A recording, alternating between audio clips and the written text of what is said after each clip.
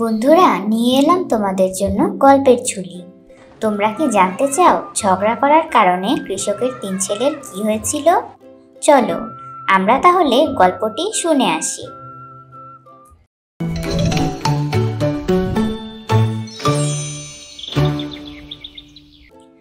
এক গ্রামে বাস করত এক বৃদ্ধ কৃষক।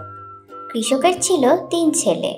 তারা 3 জনই কাজে অনেক ভালো ছিল, কিন্তু তাদের সব কাজ নষ্ট হয়ে যেত শুধু একটাই কারণে। তারা সব সময় নিজেদের মধ্যে ঝগড়া করতে থাকত। কৃষকের অনেক মানা করার পরেও তারা তাদের ঝগড়ার অভ্যাস ছাড়তে পারেনি। এই নিয়ে কৃষকের মনে ছিল অনেক দুঃখ। একদিন কৃষক তার ছেলেদেরকে তার কাছে ডাকলো। তারপর সে তাদের সামনে 3টি লাঠি রাখলো এবং তাদের বলল লাঠির গুচ্ছটি ভাঙতে।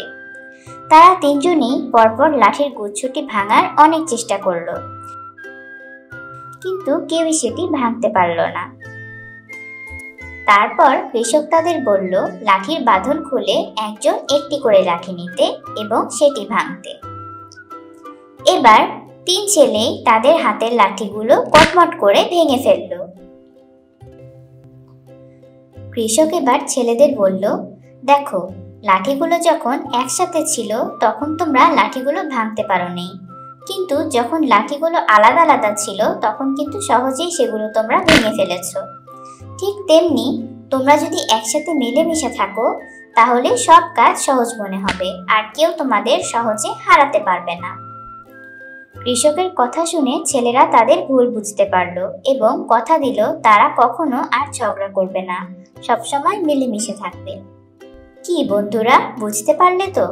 আর ঝগড়া করো না কিন্তু, কেমন? আজকে এই পর্যন্তই, বিদায়। এরকম আরও মজার মজার ভিডিও পেতে বাবা মাকে বলো আমাদের চ্যানেলটি সাবস্ক্রাইব করতে।